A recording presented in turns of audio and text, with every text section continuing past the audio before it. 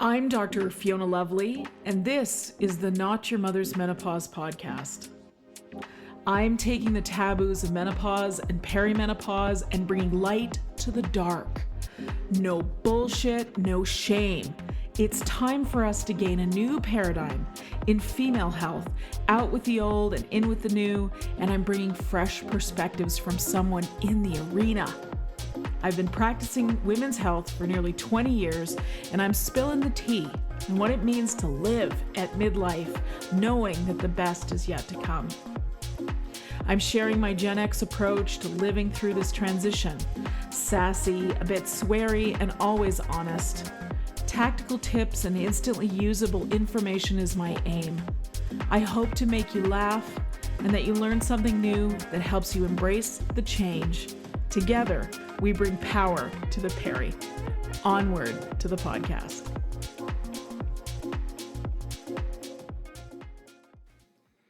Hello, listeners. Welcome to the show, episode 133. I'm talking today to Jennifer Scheinman. Jennifer is a seasoned registered dietitian nutritionist with over 20 years of experience in the field of nutrition and wellness, and has worked at some of the country's leading institutions for health and wellness. Jen's master's degree in integrative and functional nutrition, coupled with an advanced training in bioenergetics and hormone balance from the Institute of Functional Medicine, provided her with a profound understanding of the complex interplay between nutrition, cellular health, and longevity. This specialized education has equipped Jen with a unique skill set, enabling her to delve into the nuances of how dietary and lifestyle factors influence the body's energy production and biological processes of aging. And we went deep on this subject, so more on that in a minute. Jen is currently the senior manager of Timeline Nutrition, where she plays a pivotal role in educating both healthcare professionals and consumers about the significance of cellular health and urolithin A in the context of aging and longevity. Beyond her responsibilities at Timeline, she is a renowned speaker, writer, and media figure. Jennifer also continues to practice as a nutrition coach, dedicating herself to assisting clients in optimizing their nutrition for enhanced vitality and longer health span, one of my favorite subjects on this show. Now, we had an interesting conversation about longevity, about how the healthcare system isn't really set up to take care of us long term. We have expanded our life length in the last several generations dramatically. However, we're not healthier for it. And so we got into this. We talked about this at length. We talked about muscle strength and what it takes at midlife to see to your muscle health and make sure we are taking care of ourselves long term. And you know, so much of this is emerging as new research, etc., and we did discuss this as well. One of the things I'm most curious about is making sure that frailty is not something that enters this house that I'm in. And what I mean by that is frailty is in loss of stability and strength and balance and muscle and bone and energy. And what can I do about this now at my age now? And it turns out there's an awful lot that you can do. And Jen talked to us certainly about making sure we're getting enough protein, we're doing strength training or resistance training. She talked about cellular health and the importance of mitochondrial health, which we haven't talked about so much on this show. So this is a newish topic for us. And how looking at the mitochondrial health at this point in a few years will be just like when we were new to gut health and probiotics. It will literally be something we're all talking about. She spends quite a bit of time educating me and you on the supplement urolithin A. It's a natural substance that's in the body, and how supplementing it can actually help us maintain that muscle strength and energy, etc., and how it all works, the mitochondria and the ATP. It was a really interesting conversation. And the research involved around how urolithin A can be really, really helpful for us as we're aging. So please tune in. By the way, at the end of the show, we took all this know-how about mitochondrial health and didn't just talk about the muscles, but we went into skin health, specifically skin on the face, the places that we're really showing aging as our estrogen and collagen decline with age. I happen to be a huge fan of skincare, and so I loved this part of the conversation. So without further ado, let's hear from our sponsors and then on to the episode with Jennifer Scheinman.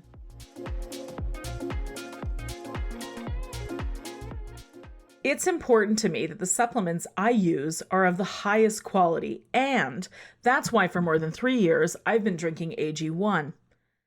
It is researched and developed by an in-house team of scientists, doctors, and nutritionists with decades of experience in their respective fields. Quality for AG1 isn't just a buzzword. It's a commitment backed by expert-led scientific research, high-quality ingredients, and rigorous testing. I know I can trust what's in every scoop of AG1 because they obsess over product quality, the standards of manufacturing partners, and sustainable practices. It's easy and fast to use. Drinking AG1 mixed with water in 1 scoop a day covers my nutritional bases. Prebiotics, probiotics, digestive enzymes for gut support, B vitamins and rhodiola for energy support, folate, magnesium, and ashwagandha for stress support, and vitamin C and zinc for my immune health.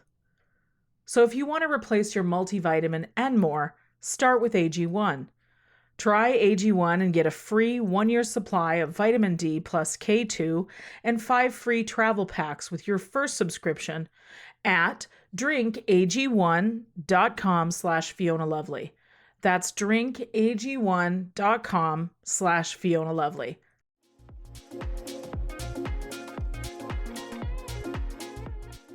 This is the Not Your Mother's Menopause podcast. I'm Dr. Fiona Lovely, and today I'm joined with Jen Scheinman of Timeline. She's going to come and talk to us about aging, longevity, muscle strength, and a lot of other things. So thank you for coming on the show and welcome.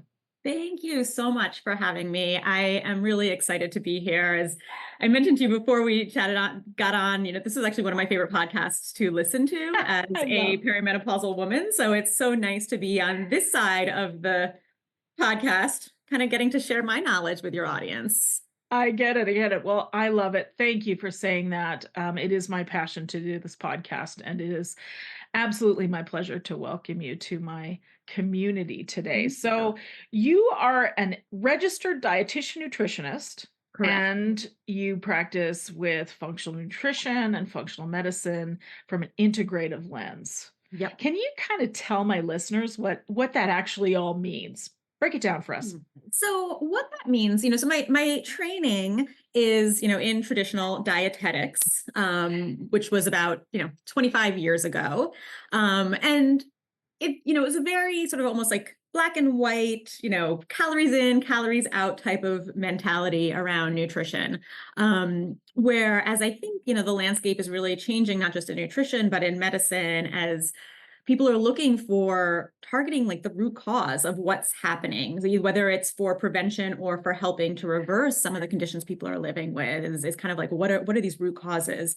And that's where I think functional nutrition comes in. I work really mostly with perimenopausal women. And so we know, of course, changes in hormonal balance is really what's happening there, right? But we start to see things like our weight changes, muscle decline, our brain is even changing, right? And so what are the things we can really do at a foundational level to help women feel better? That's really what I think of as like functional nutrition.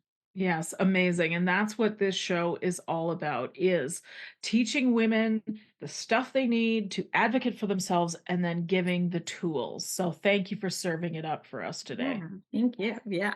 Yeah, you bet. So we're going to start this conversation, I think, with aging. Yeah. And I like that term better than anti-aging, because that's just kind of sometimes, as it's been around too long, it's too much of a buzz. We get a kind of an ick kind of factor to it, But when it comes to longevity, We're learning a lot these days. We're learning a Lot. lot about, yes, and thank God. And I think it's fascinating. Women in our age group, men too, but this show is by a woman for women. So here we go. We're talking about women's health. For women, there's so many little tweaks that we can do now to make sure that we avoid the issues, the chronic diseases, the frailty, et cetera, that we saw our mothers, potentially our aunties, our Mhm. grandmothers, great grandmothers, et cetera, go down with. So fantastic time to be alive. I mean, we're rewriting what it means to get older, and can we possibly get older and actually get healthier as we get older? And I think there's more and more science showing that. And what do you think? Yeah, I mean, absolutely. So there's this concept, right, of like health span versus lifespan, right? Mhm. And so lifespan is that chronological, how many years from the day that you're born are you going to live? But it's not really taking into account the quality of those years, right? And exactly to your point, we've watched a lot of our mothers, our grandparents, just older female relatives and friends start to kind of have this decline, whether it is more, like frailty, muscle decline, joint pain. I mean, I know my mother is, very healthy 75-year-old, but she's had multiple joint surgeries and back surgeries that have impacted her ability to kind of be as active as she wants, right? And so the idea is, yeah, what are the things that we can do so that those later decades can be as fruitful and enjoyable as our younger decades are, right? How can we still do the things we want to do, whether it's, travel in your retirement, start a new career in your 70s, or, just play with your grandkids, right? Mhm. And that's to me really that stark difference between lifespan and health span. Yeah, absolutely. I was speaking to a patient yesterday who's in her 80s, and she was frustrated with the medical system, and why can't we figure out how to do better? And I said to her, I said, well, you got to keep in mind that in the space of 123 years, we've gained 30 years on our lifespan. Crazy. Yeah. So what medicine is really good at is extending the life, but not necessarily in a healthy fashion. And I think that's what us Gen Xers are coming along and handling. We're going, okay, so I appreciate that I'm going to live until my 80s, potentially my 90s or beyond at this point, where, our great grandmothers did not have that opportunity. They were, average life expectancy in 1901 was 51 years old, which incidentally is the average age of menopause for us now. I know, right? It's fascinating. Interesting. But Yeah. then I think, okay, okay, so we're looking at those extra 30 years. And this is what I was saying to my patient, is how do we get better health? And I know muscle strength is one of those things. I mean, it is a hot topic right now in the menopause medicine world. And I'd love to hear your thoughts on, as a nutritionist, how do we eat well enough to continue to build muscle and not just have it be this muscle loss? And what can we do about muscle strength? Yeah, I mean, muscle strength is such a key part of longevity. And you're right, it's a hot topic with so many experts. Like it's now even been called like the organ of longevity, or, and we're learning more about muscle outside of just its ability to kind of carry us around or perform athletically. Like it has it's an endocrine organ, right? So it releases molecules that talk to other organs. It is, a metabolic organ, right? It is a glucose disposal system, basically, right? It can help to lower blood sugar when we're using our muscles correctly. So there's so much about muscle that we're still even just like learning and uncovering.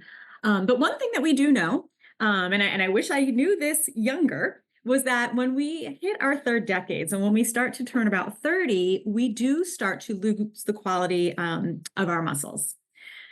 And so that's why it becomes so important to do things that are going to help preserve our muscle health and to kind of slow down that trajectory. Because what happens, it starts to be sort of a slow decline in our 30s, but then when we get into our 60s, that muscle decline starts to become even more rapid. And interestingly, there was just a study published, I think last week, Mhm, that I saw talked it. about, yeah, Yeah. that we sort of hit these two areas of like rapid decline in aging. And I think it was actually this one said in like our 40s and one in our 60s, right? Yeah. But that we have these rapid moments where aging is more accelerated. And so how can we take a more proactive approach? And I think for women in our generation, especially when I think about when I was in my 20s, I was much more concerned about like calorie counting and could care less about the quality of my diet. It was more about trying to keep myself small and at a certain weight. And I was on cardio for as long as possible. And now I'm really on this mission to help women think about health, fitness, weight in a different light, right? Like, and muscle being a key component of that. So I think the things that women really need to focus on, and at least the women that I see in my practice, most are not getting enough dietary protein. Mm-hmm. And even once they have that aha moment of how much protein they need, it is, even for me, a real challenge to get all of that Yes. protein in. And then the other thing, I am very, very rarely say everybody should. Except in this case, I believe every woman should do some sort of strength training, has to be incorporated in part of your exercise routine. What do you mean by strength training? Can you talk about that a bit? Yeah. So, you know, what I mean is using some sort of resistance to help build muscle. And that can mean different things for people based on what their fitness routine is, right? So somebody who maybe doesn't work out at all, strength training might literally be using just your body weight, doing things like squats, a, 2 push-ups on your knees, right? Starting with where you're at. For somebody though, who is been really physically active and has maybe done strength training a lot, it might mean lifting weights that are pretty heavy. And so the idea really though is using your muscles in a way where they start to feel fatigue. So if you're doing like, I see sometimes a lot of people at the gym are using these like 2-pound weights and kind of just throwing around bicep curls. And not that that's bad, right? Any movement is better than no movement at all, but that's not really going to help fatigue those muscles and help to stimulate muscle protein synthesis and help to build muscles. So you do want to get some element of fatigue, but what that weight is going to be completely different for everybody. For everybody. And I think something that's really important to address is that we hear this lift heavy thing. It's being talked about a lot. And I think, I know I had to go through this myself where I realized that meant, because I'm not used to going to the gym and lifting weights. And I thought that that's what that meant until I recognized that was probably going to get me a back injury real fast. Right. Totally. So for me, I started with using my body weight as the training, as you talked about. Maybe it's just the squats. I'm still there. That's still the muscle building that I do. So I want to talk about that a little bit, because I know some of the influencers that are out there talking, I love what they're saying, but they're also uber fit. And so you have to make sure you start where you are, boo. Absolutely. Heavy is relative, right? Like Yes. heavy is relative for the person. So even for me, like to do a full body weight push-up, right? Like that is heavy for me, right? Like I don't need to like throw a weight on my back or do anything like that. Like a push-up is heavy. For some people, a knee push-up is heavy. And then for some people who like these influencers who maybe have been strength training since their 20s, they can push-ups don't feel heavy to them. So it's really relative. And, it's one of those things, I think, especially whether you have worked out a lot or not, engaging in a personal trainer. And I know that can be costly, but like, even if you just do 1 or 2 sessions to help assess how to do a lot of these exercises safely and what is an appropriate weight for you. Absolutely. Is so critical, because watching somebody do a video on, Instagram or YouTube, it's not the same as doing it on your own with some supervision. Absolutely, absolutely. And it's that individuation. We talk about this in hormone care as well. It's not just if your neighbor's doing estrogen and the lady across the street's got testosterone but not progesterone, like it's not the same for every one of us. And I think that's part of the one of the barriers to great care in medicine, is that medicine's really good at it's one cause, one cure kind of thing. So, but we'll figure that out. I want to come back to some of the things that you just said that I think are I want to highlight. back to the lifting piece. Recently, as I was working on figuring out my own, because this will make people laugh, I'm sure, because I'm no expert at this whole training thing at all, and I don't pretend to be. And getting the protein is hard. It's It is hard. hard. Like I can't even believe I open up my fridge and it's just loaded with all the protein stuff. I still Totally. struggle. So, what concerns me, and I'm interested to hear what you think about this as a nutritionist and a dietitian, is I'm very concerned about the GLP-1 medications Hmm. because, first of all, it's great to have an option for the women that need it for treatment of diabetes and obesity and all of this, right? And the reduction of the risk factors, all very important. But what concerns me is we didn't know how to nourish ourselves properly before someone took away our hunger. Yeah. So I doubt, and I've heard stories about patients, etc., that are literally forcing themselves to eat by eating shitty food because it's the only thing that they have to entice themselves. So I'm quite concerned about that. Can you talk about that a little bit, please? I am absolutely concerned about that as well. So it's not just the GLPs, right? Like weight loss in general, when you go, whether you do, a slow, steady weight loss through diet, or you do a bariatric surgery, or you use medications, without proper attention to nutrition, you are going to lose muscle too. It's just unfortunately part of it. And for women, especially because as we start to go through perimenopause and, changes in our estrogen are changing our muscle, health as well, it does become really concerning. And then when you take a rapid weight loss, like either a bariatric surgery or these GLP-1s, which are really impacting your appetite, your desire to eat, or Yeah. the quantity you can eat, it becomes even more challenging to get all of that protein in there. And, I hope that doctors who are prescribing these GLP-1s are also Yes. encouraging someone to go work with a dietitian or a health coach or somebody who can help women to assess their needs and find ways to get protein in, and not just protein, but like Oh, vitamins and minerals, vegetables, right? fiber, Yeah, yes, but nutrients. especially at this Yeah. point, protein.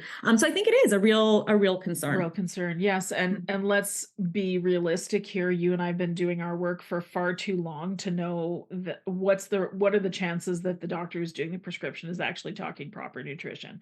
Like There, zero. there is zero. I mean, I have been hearing some practitioners that seem to be a little more aggressive with referring out to dietitians from like my dietitian community. And, I Perfect. used to work for a short time, but I worked in the bariatric community. And so there does seem to be some good conversation around that. And I think the Right. other thing is for people to think about what tools are out there, besides just, you know, food, right? Like this might be a case for a protein supplement, protein Mhm, shake. mhm, One of the things we're going to chat a little bit about later is, this nutrient called urolithin A, and it has a great impact on muscle health. And while there aren't studies that have looked at it specifically with GLP-1s, we have looked at studies on how it improves muscle health in people who are inactive. And so this might be, a nice layer, right? So it's starting to think about what are some of the things that you can do when diet becomes really hard. What dietary supplementation can you use to help offset some of that damage? And it's a yes. tough thing, right? Because we know that carrying around extra weight is not really healthy either. Mm-mm. It can be challenging not just physically, but mentally as well, right? And so there's just a lot of cost benefit analysis that has to be taken into account when somebody decides that they want to go on this is this may help with these things, but you might come up with these other issues. And, Mhm, mhm, mhm. that's really only a personal decision you can make with your doctor. Yeah, absolutely, and it seems to be that, I wish that conversation was being had a little more robustly rather than, this is the weight loss drug. Miracle. Yeah. I mean, I get it, I get it. I would love it to be a magic wand too, but there's always as you said, cost benefit analysis. The way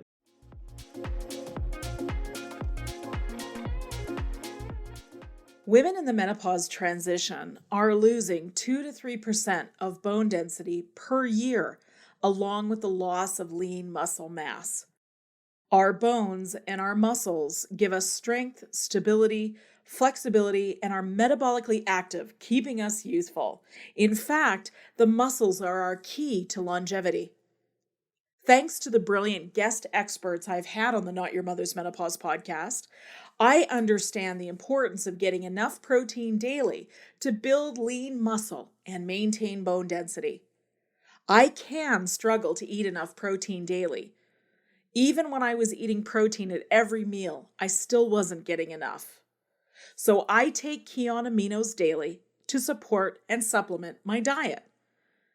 Kion Aminos ensures that you are getting the essential amino acids from protein your body needs to build muscle and keep energetic and strong.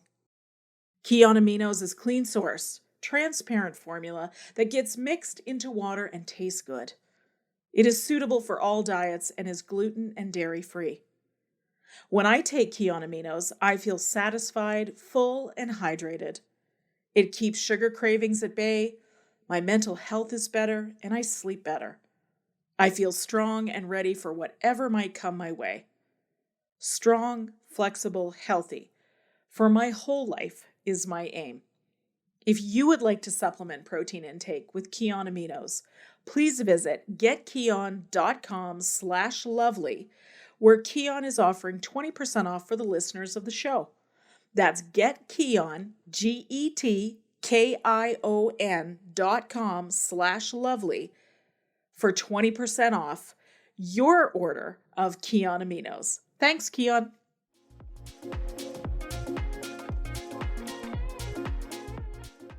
Let's go back to something else you said. This is so profound that I want to talk about this a little more.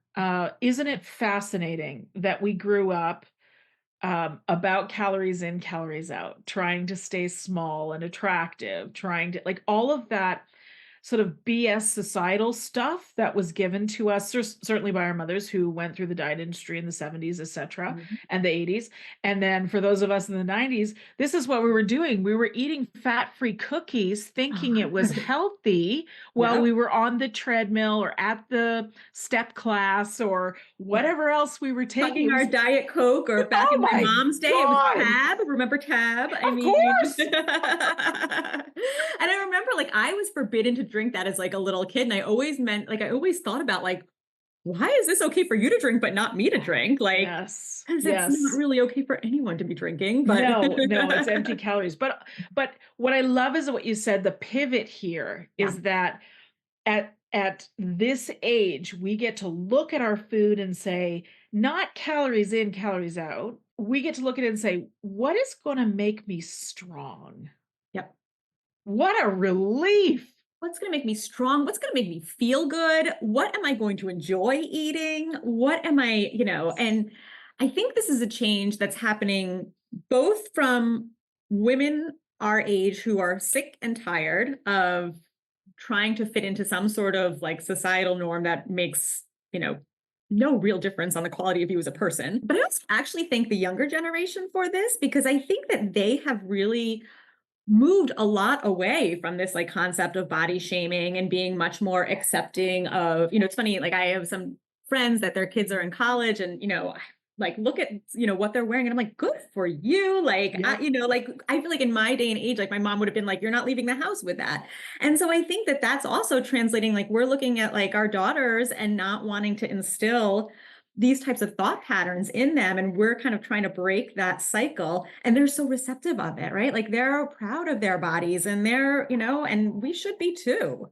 Yeah. And it's when you say that proud of your body thing, like I think about myself as the 22-year-old, 23-year-old. I look back at pictures now, I'm like, what the hell was wrong with me? Can I have that back? Totally. Yeah. And it's also, to not discount that, like, we also need to feel good in our own skin. And we, and I don't mean that like, everybody should just look however they want, like you all want to look how you feel most comfortable and what to you feels like helps you project confidence and helps you, feel healthy and feel strong. Right. And so it's also going to be different for everybody. And again, it's not really anybody else's business what makes you thrive or I'm all for the inclusion. I'm all for it. So it's about damn time as a kid who struggled with all of those things. It's time. Okay, let's go back to this strength thing. So makes a muscle strong, and how can we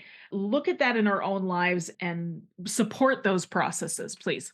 Yeah, well, so I'm not an expert in like muscle physiology, right? So like I'm a dietitian, and I there's probably some other experts who can dive into this much better and more nuanced than I can. But when you think about muscles, there's a couple things you can do to help make them stronger, right? You can nourish them with proper nutrition. You can train them through exercise, right? Resistance exercise specifically, it kind of starts to actually like exercise it's called a hormetic response, which Mhm. basically is a stressor that we get stronger from. And that's what exercise is.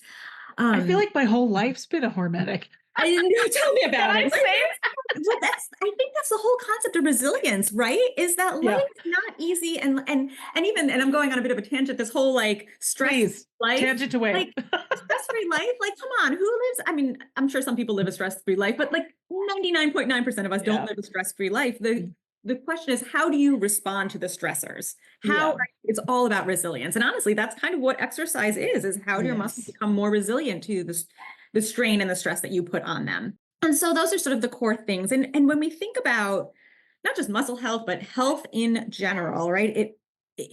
There's sort of this newer concept that's sort of emerging in the functional medicine space, right? This like concept of cellular health, cellular nutrition, Mhm, right? And mhm, that we are actually made up of these individual building blocks called cells, mhm. and how we nourish them, how we take care of them really translates into how that particular organ system functions. Mhm, mhm, and of course, the mitochondria is a really big part of that, and we've been Yeah. talking about mitochondria in the, functional medicine and anti-aging, let's call it longevity, let's say longevity Longevity. space Prefer for a that. while, but I have a feeling you've got some real nuggets to share on the whole mitochondrial health, please, and my listeners will be fairly new to this subject, so, like, break it down, sister, like, make it easy Yes. for us. So let's talk about why you should care and why I think people's ears should perk up. So I actually kind of compare mitochondria, not in function or any way, but more just like the story and the education around it, to like the gut and probiotics, right? Like 10 years ago, this was this very novel concept that we had bacteria in our gut, and what it did was, it can harm us, it can help us depending on the balance of it. It can help even things outside the gut. And so I think that we're on this cusp right now where mitochondria are starting to get talked about by experts like you. The research that is out there on mitochondrial health in longevity and in healthy aging, it's like undeniable. And as that starts being translated into therapeutics and then also mainstream media, right? Like it's going to be the new gut health, where in a few years from now, this, believe it or not, will be a household term. I firmly believe that.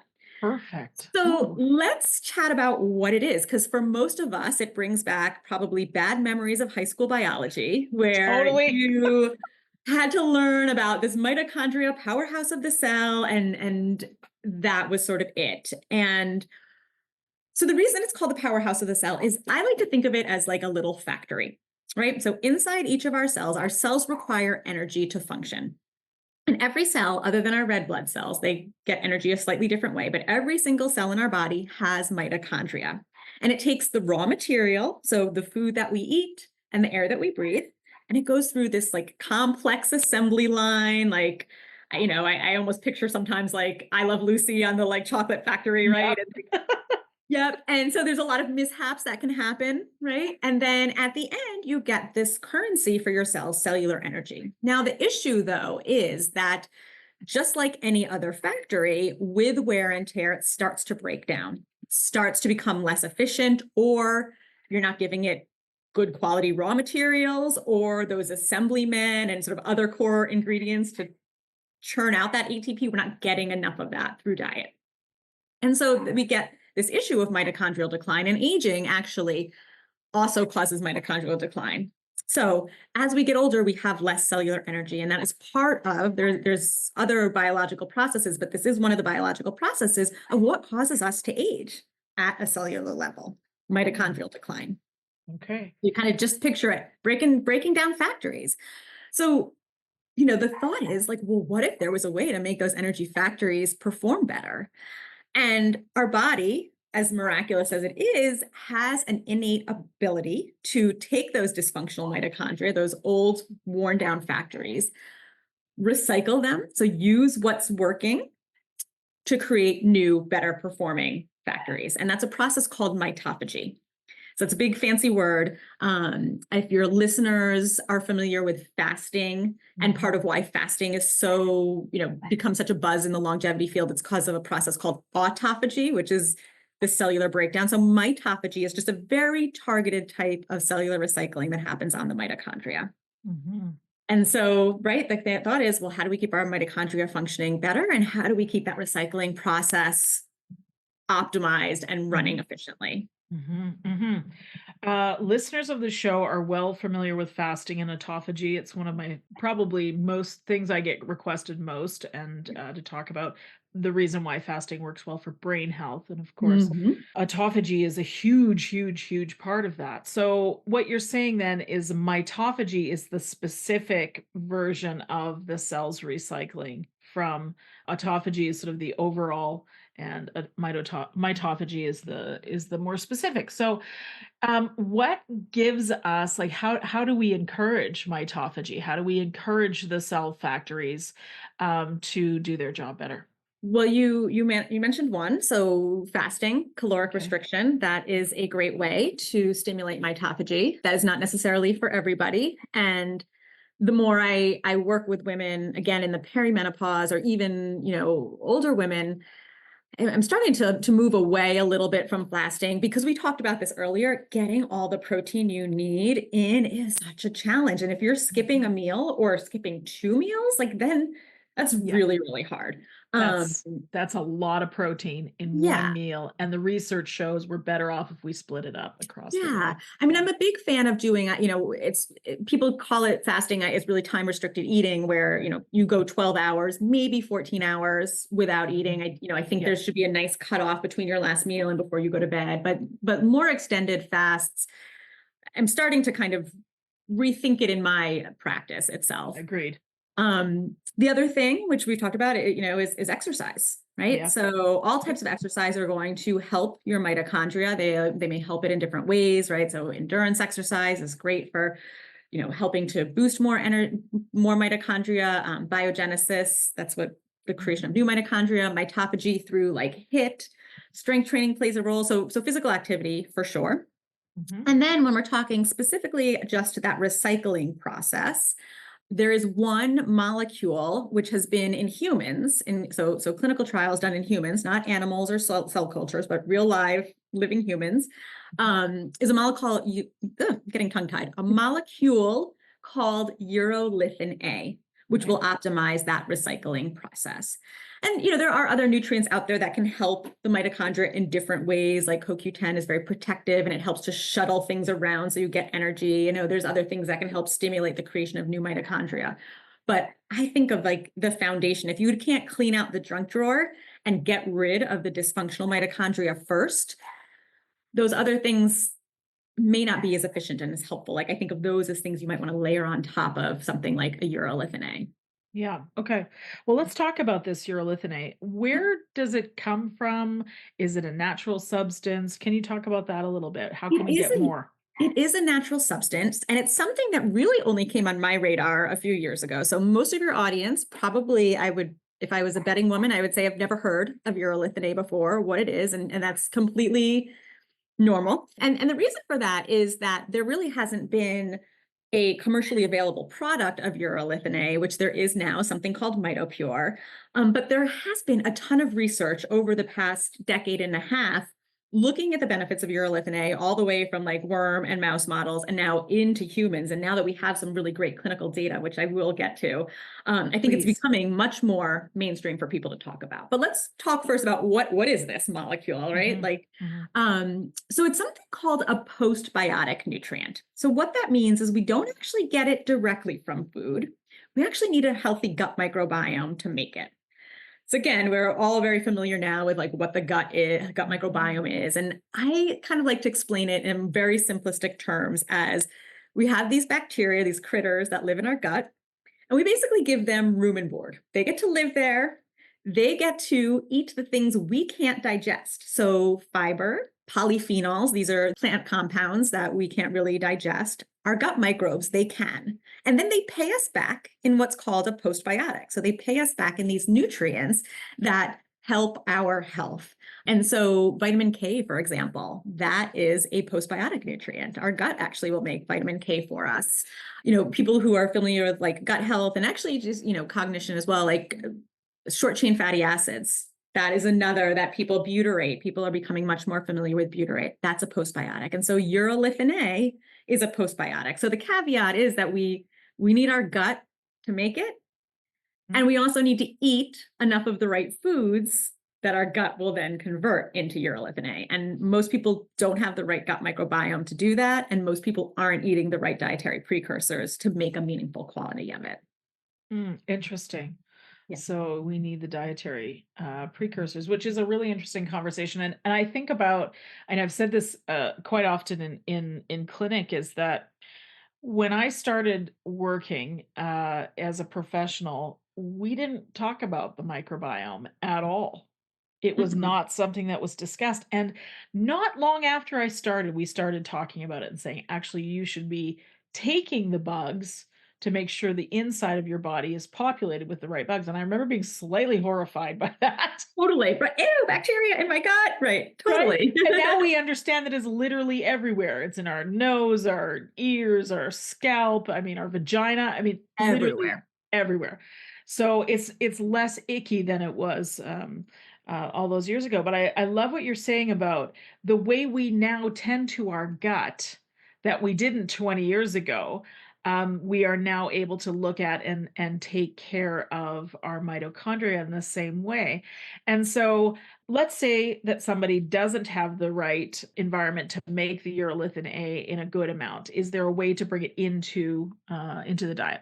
Yep, and through a dietary supplement. So there is, as a disclosure, I'm the senior manager of nutrition affairs at Timeline, which are the makers of MitoPure. So it is a clinically validated urolithin A dietary supplement.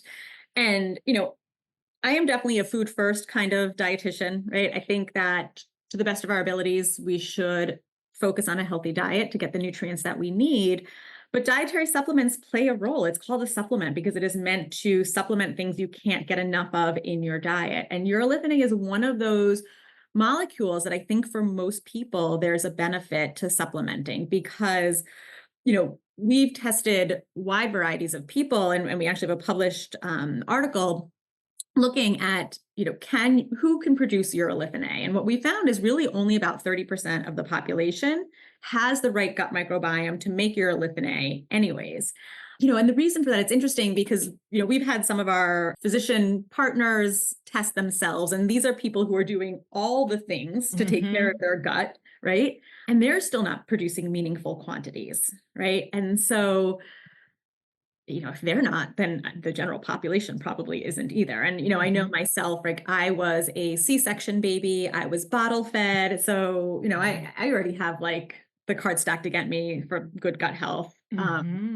So that's a challenge. The other thing that was really interesting is that to get what like we sort of call a therapeutic dose. So the clinical trials that have been studied on MitoPure use 500 milligrams or up to 1,000 milligrams. So to get that clinically meaningful dose, you would actually, assuming you have the right gut microbiome, you would actually have to drink 6 cups of pomegranate juice a day, which again, I'm a food first type of gal, but I would never tell anyone to drink 6 cups of pomegranate juice a day. Like the That's so much sugar sugar. alone that you're probably getting would be worse than, any benefit to the urolithin Yes. that you're getting. So no shade to pomegranates. I love pomegranates and they absolutely, I eat them regularly. They're delicious. They're healthful, but I don't use that as a source of urolithin A. And so the main dietary precursors are pomegranates, some berries, and some nuts like pecans and walnuts.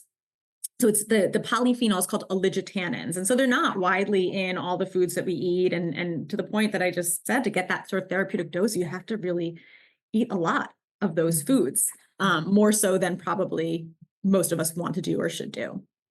Interesting.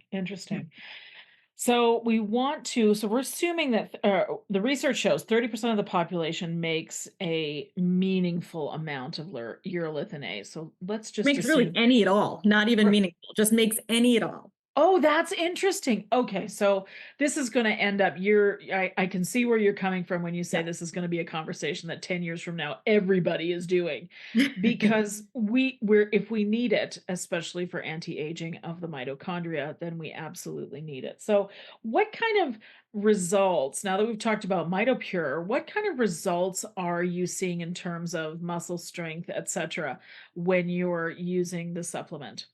So there's been several studies now. There's three really well-designed published trials in, top tier medical journals. I think this is important for your listeners to understand how dietary supplement research is normally conducted. It's either Please. not conducted, Yes. it's conducted after a product's been released, or there's like a lot of these like proprietary blends where they'll take like, research from vitamin C and then they'll kind of like put it in their own formulation and kind of make those claims. So part of the reason I joined the team at Timeline is at that point, like in 25 years as a registered dietitian, the quality of research that this group was doing on their supplement is sort of flipping and the way that nutrition research is done, where they are actually investing probably millions into studying this molecule and then going to create a product. So almost much more like a biopharma type of approach where they're investigating this. So the three clinical trials are, the first one really was like proof of concept, safety, and efficacy, right? So it was a 1 month trial with 1,000 milligrams of urolithin A. It looked at sedentary older adults. I think it was like an average age of 70-year-olds. And so for 1 month, we didn't change their diet. We didn't change their exercise. We just randomized control placebo trial. So they either got a placebo or they got the urolithin A, and we did muscle biopsies at the start and after the end of 1 month. And what we showed was that a lot of the gene markers for mitochondrial health and mitochondrial turnover, mitophagy, all of that was upregulated. So we were, in fact, inducing mitophagy in skeletal muscle in humans.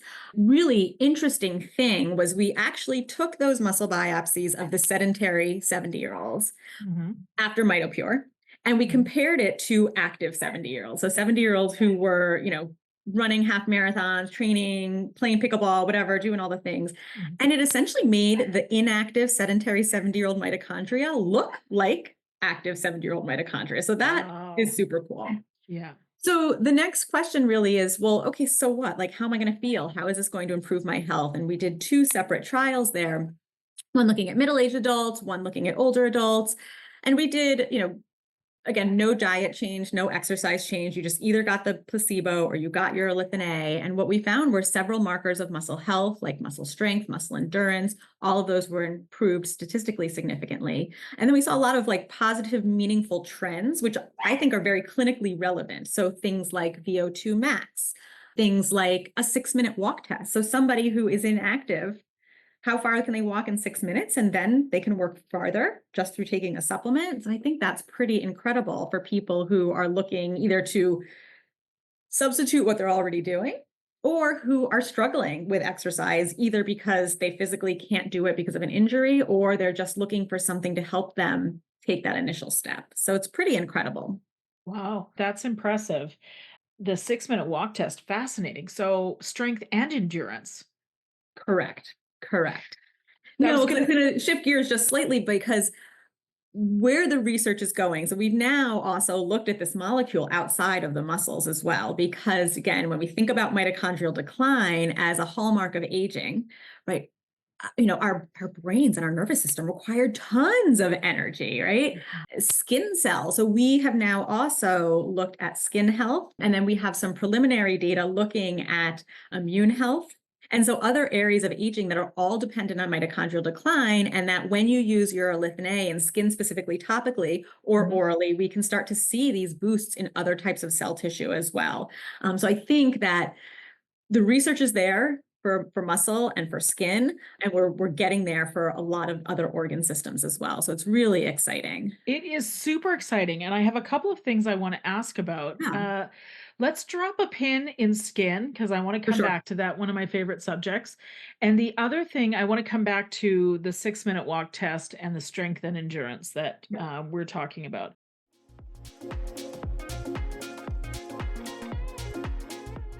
I want to tell you about Metabolism Fixer.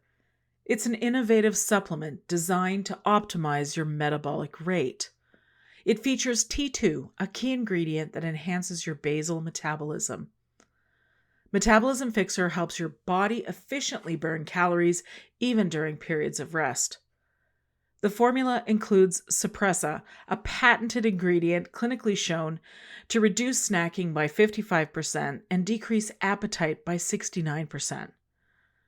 Suppressa and T2 are a powerful combo that address both metabolic function and appetite control. Metabolism Fixer is designed to complement various dietary approaches like keto or paleo. It offers a unique mechanism for weight management, providing a side effect free alternative to GLP based solutions, and it tastes great.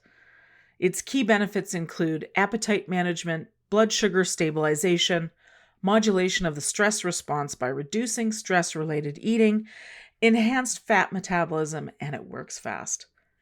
You can try Metabolism Fixer at betterlifedoctor.com/lovely and use the code lovely10 for 10% off your order. That's betterlifedoctor.com/lovely. Thanks, Metabolism Fixer.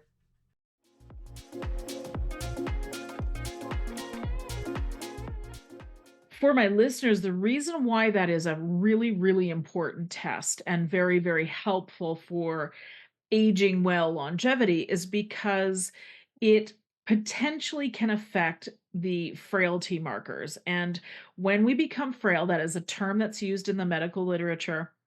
We have that loss of stability. We have the sarcopenia, which is the muscle loss.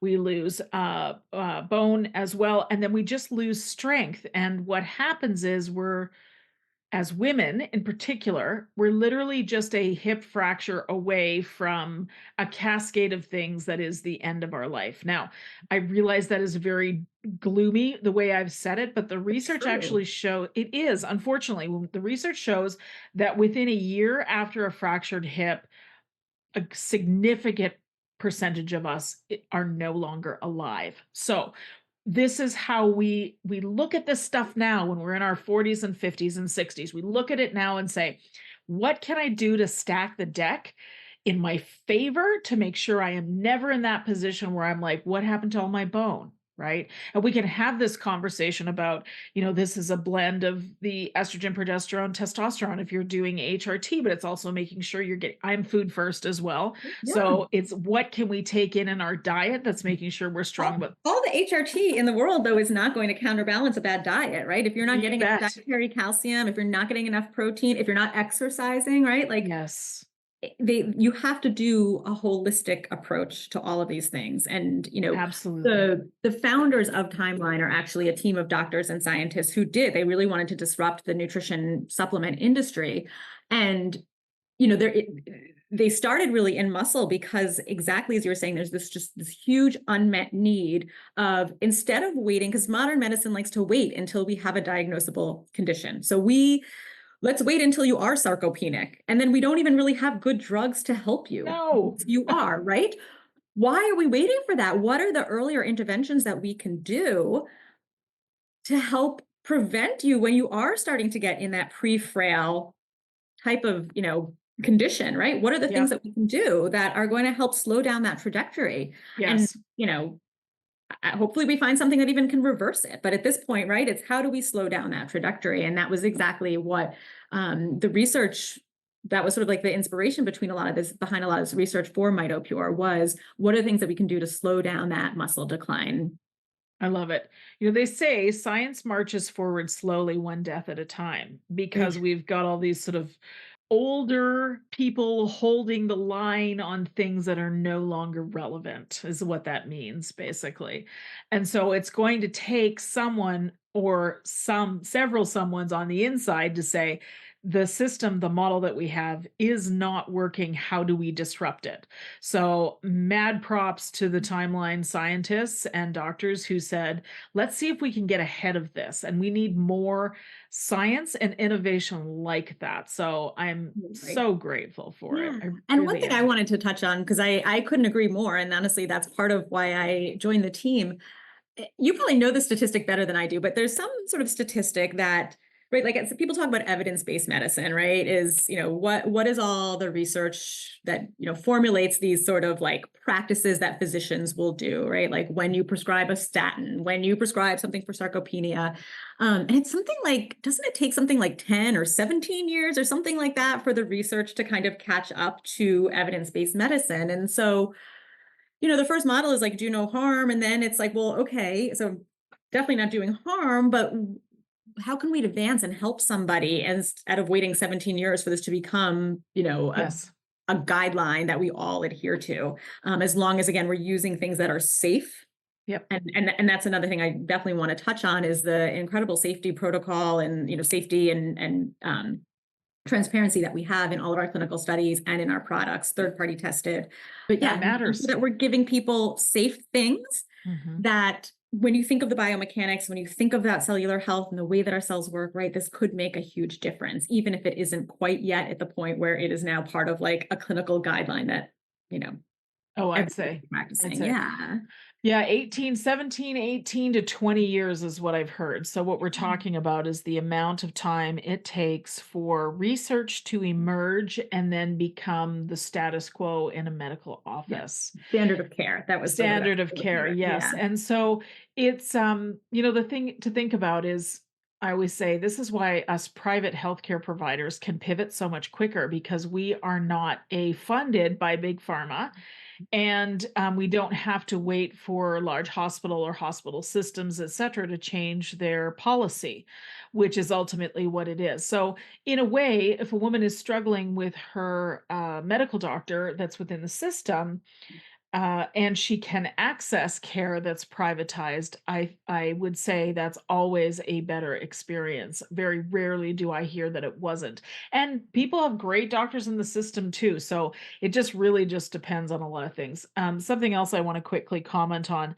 We get a little excited about this evidence-based terminology. I think the research is really important, but we must not forget that the experience of human is a real-time thing. So if we wait for science to show us that it only exists because science has shown us now that it exists, and I'm not talking about anything that we've discussed beforehand, but I'm talking about more of the magic of the experience of being a human. And you can have your own experiment and discover quite on your own. You don't have to wait for science to say it works, right? So I like the term evidence informed better myself, Cool. right? As a practitioner, I want to talk about. I'm not talking about supplement companies, et cetera. Those should be evidence based for sure. But as a practitioner, I think, okay, well, the science shows us this, which is really good. But I've also, actually, psychedelics are a really good a part of this conversation, which is definitely a left turn. So I'm going to bring it back. No, I'm following though. Okay, so I know it's quite a fascinating conversation, especially right now. Okay, so we dropped a pin in skin. I want to Yeah. come back to talking about mitochondrial health and skin because I have a not so guilty pleasure of great skincare. So let's go there, please. I am with you. I love skincare. What I will say before I dive in is the science around urolithin A, like internally on muscle health and its potential for immune, brain, so many other things. I believe in that science enough that even if I didn't feel anything taking the supplement, I would still take it, right? I think of it as like, fish oil, vitamin D. I don't feel those things working, but I still take them, right? Yeah. Skin, even all the best science in the world, like if I didn't notice a benefit physically on my skin, I probably wouldn't keep using the product. And that is not the case here. The feedback we've gotten from our consumers that I've seen personally are just incredible. And so again, it all comes down to that concept of the mitochondria. So our mitochondria, they have a role in skin cells. They have it's an organ, right? We got to think of skin outside of just that it's what we look at and aesthetically pleasing, right? It has a function. It helps to keep our, our core temperature. It helps, protect us. It has immune function. It protects us from foreign invaders. And that health declines as we get older, just like anybody else, just like any other system. And estrogen decline, obviously we see that, right? We start to notice a lot of change in fine lines and wrinkles and Yep. more easily bruising. So what we found is that when you apply urolithin topically, so this is not from the ingestible, this is from a topical application, a lot of the effect stays localized. It's very potent in the skin. So we do see the cellular turnover of the mitochondria happening, and we did that with skin biopsies. And then what we see, interestingly, is the skin cells are basically acting in a more youthful way. So the genes that turn on collagen production and organization and assembly, as we age, those become downregulated. Urolithin upregulated that. We saw visible signs of aging reduced in just 2 weeks. And then when we carried that out to 8 weeks and used really high-tech imaging to measure wrinkle depth and wrinkle volume, that became statistically significant improvements there. And the other thing, which I think is really, really interesting and important, is it actually also makes the skin more resilient to the damaging effects of the sun. So Tell me more. sun damage is actually the number one thing that ages our skin. 80% of our skin aging happens from sun damage.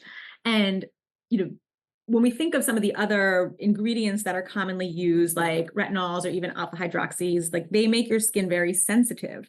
And you have to be careful when you go out into the sun. That is not the case. I mean, you still should wear sunscreen, be careful in the sun, but it's not going to make you more sensitive to the sun. And in fact, it might have a bit of like a benefit in helping to reduce a lot of the inflammation that happens from sun damage. Oh, wow, that's so interesting. And I love to hear you speak about it this way, on the heels of talking about how it works well with muscle health and strength, urolithin A, and the mitochondrial effects. Because, the thing is, I haven't talked much about skincare on the show, and I just think there's, well, just a lot of BS in the whole industry. It's And right? And so, I know myself, I'm very careful about what I put on my skin, and I'm looking at the information, and if anything even remotely smells like snake oil, I'm out of there. Like, I'm just out of there. But having used the Timeline serum myself, I can all of those things you just mentioned, I feel like I'm literally checking off what I've noticed in my own skin since using it. I like the fact that it feels super moisturizing as Mhm. well. Yeah. When we got into the skin world, my background, obviously, as a dietitian, like I already know that the dietary supplement industry is the Wild West in terms of claims, in terms of like potential crap products out Mm. there. And so we approach skin that same way with like high quality rigor in terms of clinical controlled trials, looking at how urolithin can improve skin health. And, what we found out is like the cosmetics industry is like even more Wild West than the supplement industry with, ridiculous claims, or like my survey of one person, like, and now putting who is the owner, like it's Yeah. just, I'm sort of exaggerating, but sort of not, right? And so, at the end of the day, that we had that same quality rigor. And, another thing that I wanted to say in terms of our science, and I'm sort of changing gears a little bit, but I think it's important to talk about, is that a lot of science is not done on women. We're changing that a little bit. But both our muscle and our skin studies looked at perimenopausal women, so women who were in their 40s to 60s, and then women who were postmenopausal, so women who were 60 and older. So we know that these things work in our demographic. It wasn't just done on men. There was equal populations of both. And actually, some of our studies even had more women than men.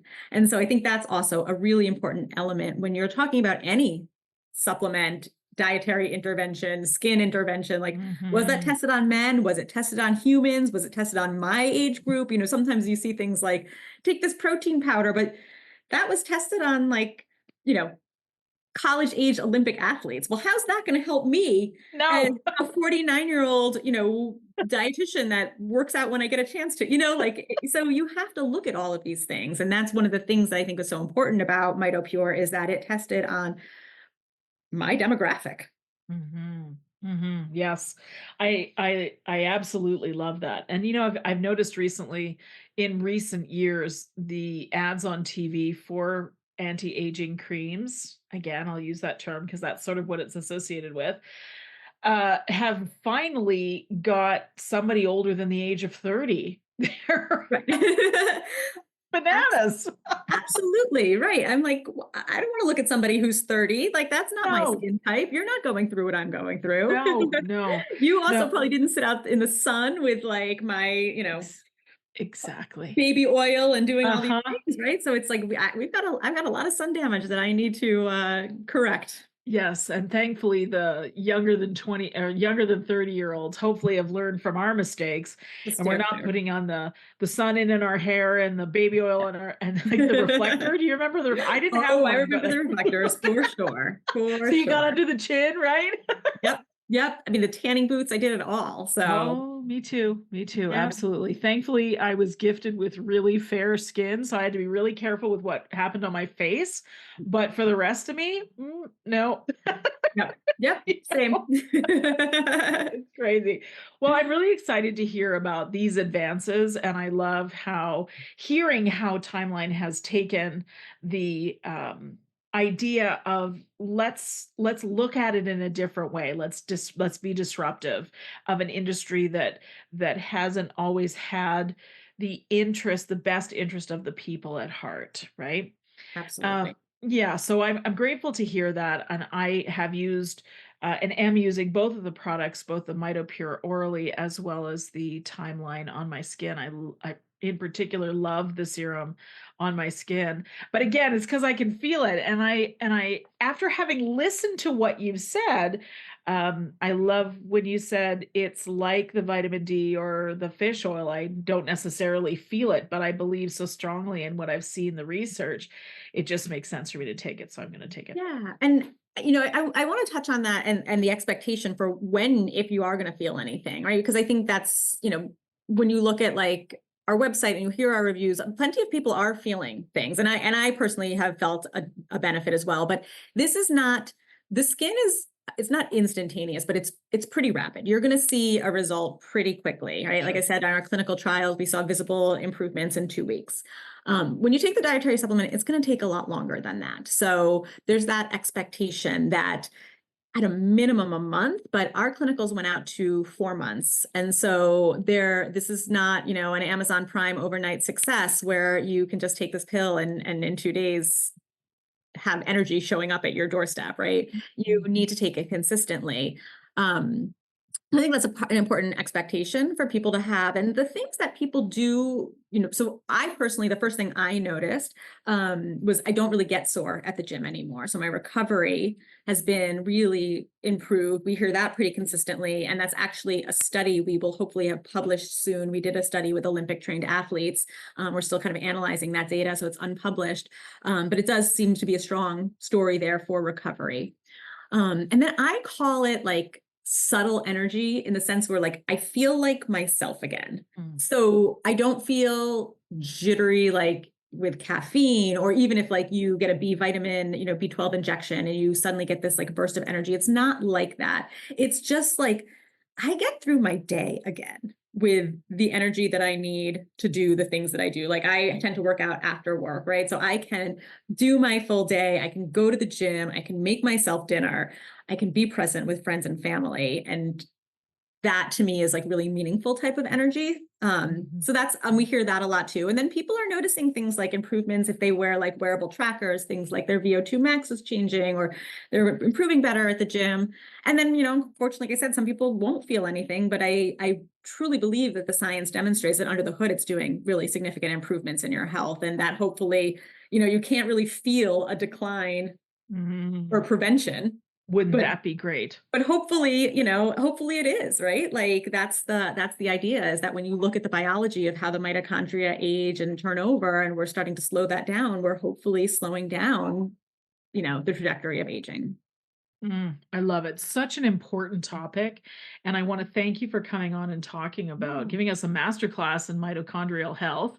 absolutely. Yes, it's a 101 Super level, fun. mitochondria, I love it, and I am very, very curious, more so than even before, and interested in seeing where urolithin A becomes the standard for us when it comes to the basic things we need to age well. I am quite proud to be part of a generation that is changing that conversation around aging and longevity. So We need thank it. you. Yes, thank you. Well, where can people find out more? So we've talked about urolithin A, we've talked about some of the products. Where can people find out more about the products and you? So if people want to dive in more about the products, they can go to timeline.com. And I believe you probably have a code, which you can link in the show notes if people want to Yes. try it out.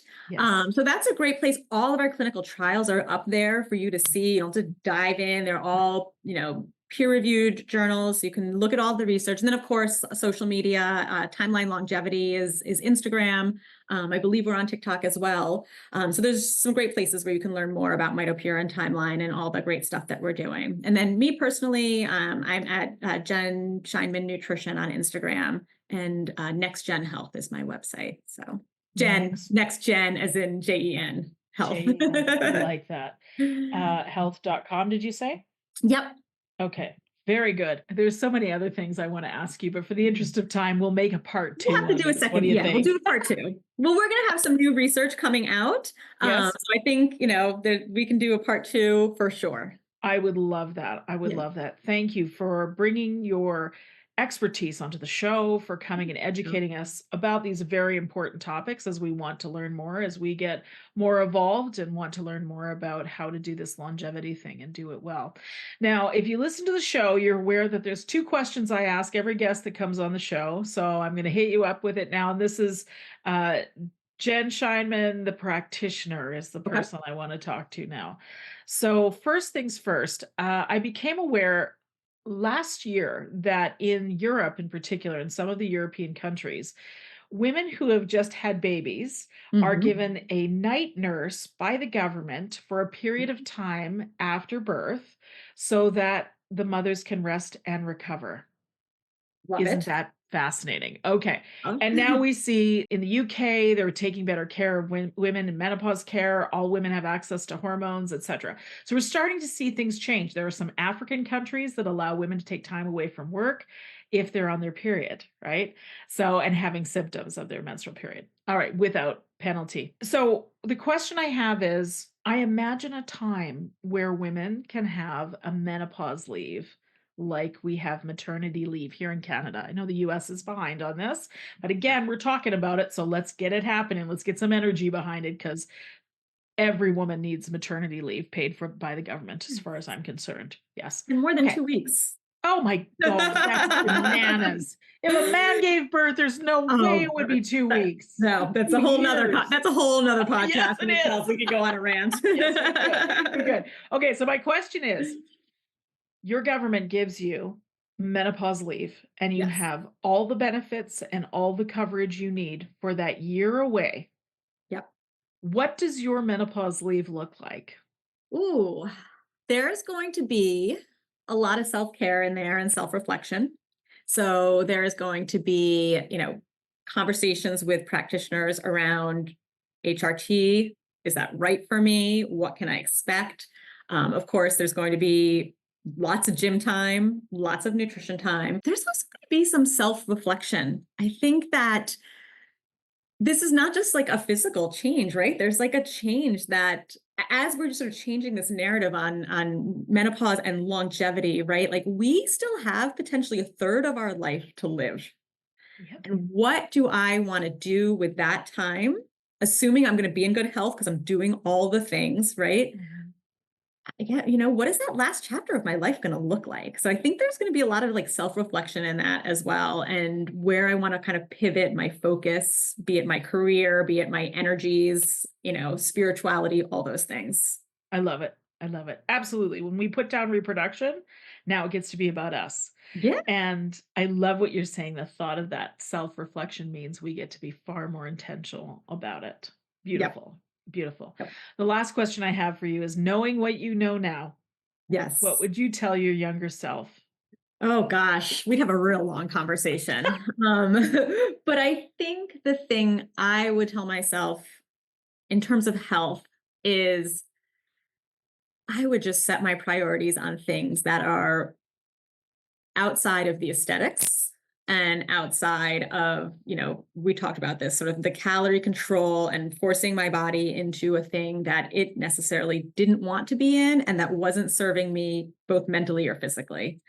So I think there would be a lot more kindness on how I treat myself, again, physically and mentally. There would be a lot more focus on nourishment and a lot less focus on restriction. Beautiful. That's beautifully said. Thank you for the time today. Thank you.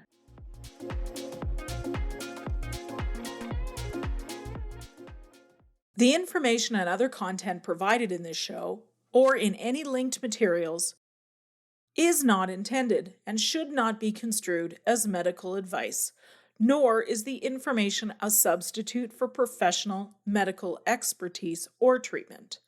We are doctors, but we aren't your doctor. Seek your doctor's opinion.